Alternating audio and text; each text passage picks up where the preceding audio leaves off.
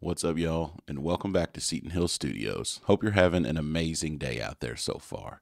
So today we are checking out not one, but two phenomenal guitar players. We've seen them both separate. Now we're going to see them together. We're talking about Roy Clark and Glen Campbell.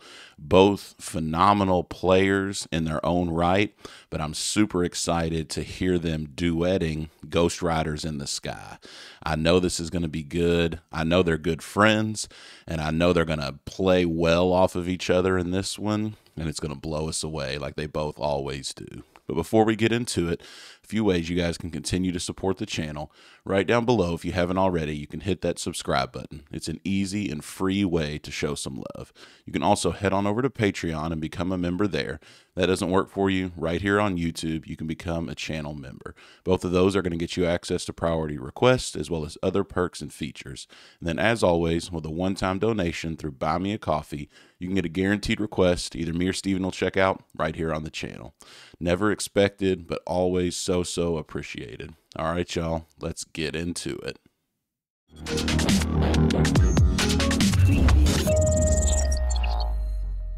All right, folks, here we go. Glen Campbell and Roy Clark doing a duo guitar version of Ghost Riders in the Sky. I'm excited to hear them play together for the first time, so let's dig in and see what they got. Now here's Roy Clark and my friend Glen Campbell with a fine instrumental.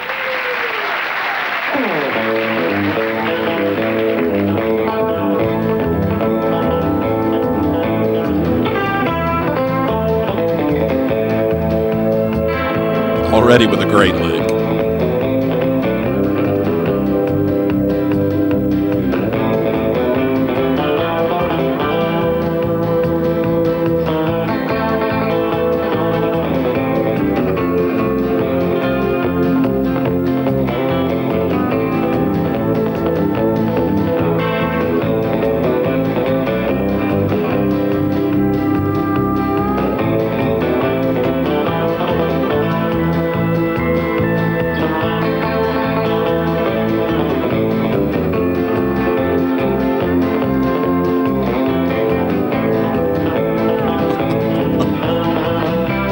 Their playing together already is so tight. You'd think that they just played together all the time, and maybe they did. I'm not really for sure. This is the first time I've ever seen them do anything together and play at the same time.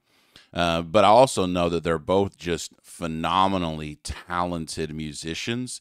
And so it's not surprising to me at all that they're that tight in playing those parts together. Looks like Roy Clark's playing a Telecaster this time, and Glen Campbell's got the 12 string. So I've heard a version of Ghost Riders in the Sky with Roy Clark. It was actually the first time I ever heard Roy Clark, and he was doing it, if I remember correctly, he was playing a 12 string. So it's cool to hear a 12-string electric and then Roy Clark playing a Telecaster with this. Two very different sounds. You can hear like Roy Clark's guitar has got that pluck, that Telecaster kind of twang to it when he digs in. But it's unreal how tight they are doing those runs together. And I know there's more to come, but just already it's super impressive to me when people can just play that tight. It's like they were always meant to be playing together. It's so cool. All right, I'm going to roll it back just a second or two so we can catch this next section in its entirety.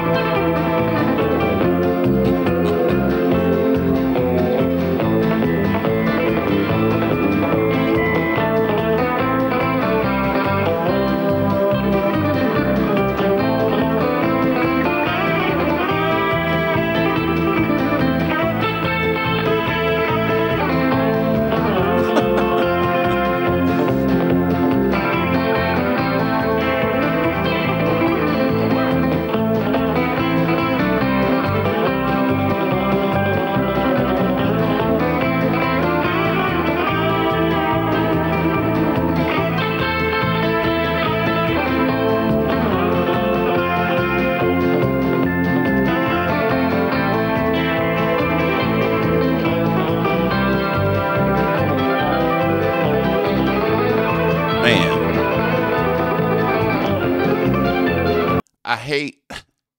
I wish his guitar was just a little louder in the mix. It's not. He's playing some incredible licks, but they're so far pushed back you can't really hear them, which is unfortunate.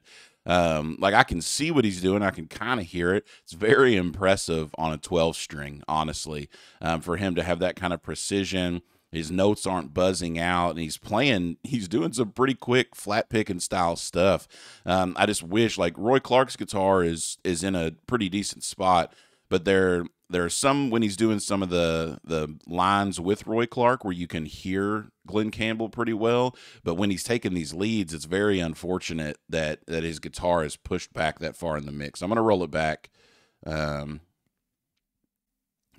bit. All right, here we go.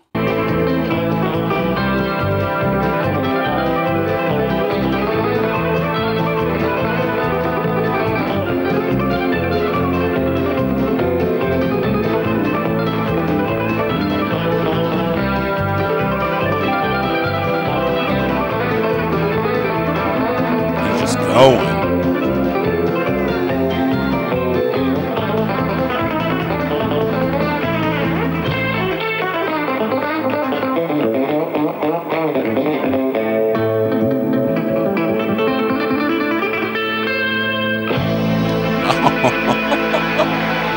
Hey, he hit us with that back and forth pentatonic lick, the hybrid picking stuff there. I want to hear that again. It was cool because there wasn't a lot else going on, so you could really hear his guitar there. But both of them hit some nice licks there at the end. All right. I think this is back far enough. I'll go back a little further. There we go. Hey, Glen Campbell was moving, man. When he started into that solo, he just didn't stop. The stamina and the precision and the speed was wild. And it was, it didn't get boring either. He was playing over the chord changes, which is, the mark of a really good guitar player is they can play through the chord changes instead of just playing boxes. Like you're really emphasizing certain notes and certain tones. And he's doing a fantastic job of playing through those chord changes, which, I've heard him play before. There's no doubt in my mind that these two are just some of the best guitar players really in the last, I don't know, 50, 60 years. They're just phenomenal. I know they had a lot of influence on modern players as well, but they just, seeing them play together is something totally different. They the lines together, then they're both taking different solo spots, and they're similar players in a way, but then also some of their execution is different as well. Like when at the very end, when Roy Clark kind of took his lick to end the song and Glen Campbell took his lick, they went kind of opposite directions, which is cool because it kept it interesting. So I want to hear it again.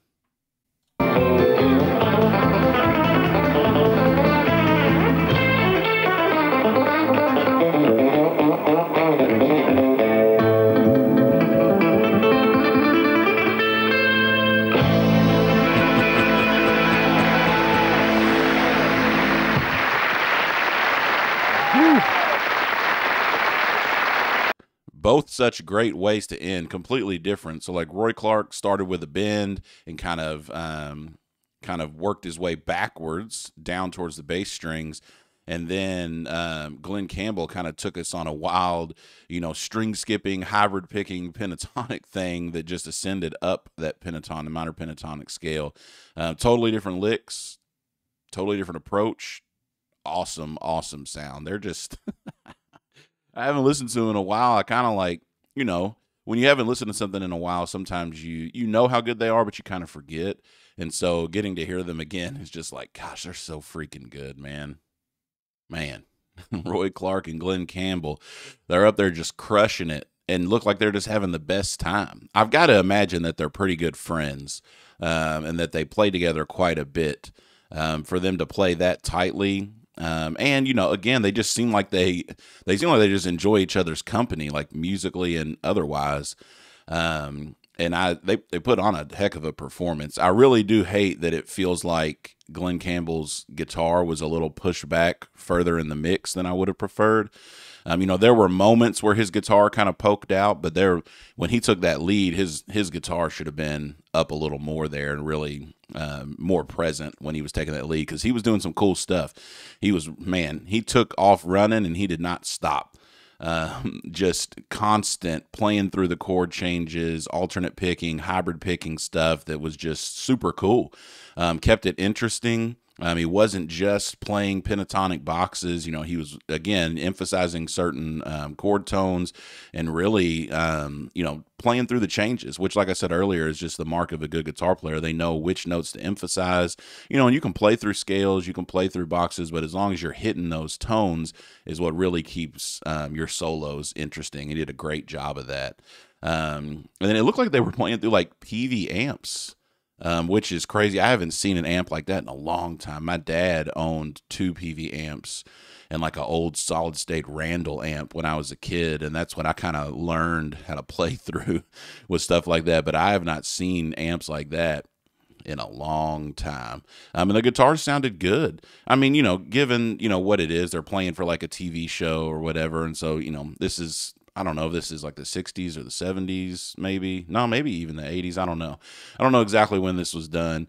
But, audio quality and audio engineering and all that stuff comes a long way. But honestly, it sounded really good for what it was as far as the audio quality is concerned. All right, y'all. Make sure you like the video, subscribe to the channel if you haven't already. Hit that notification bell so every time we drop new content, you guys can be made aware. And as always, we'll see you on the next one.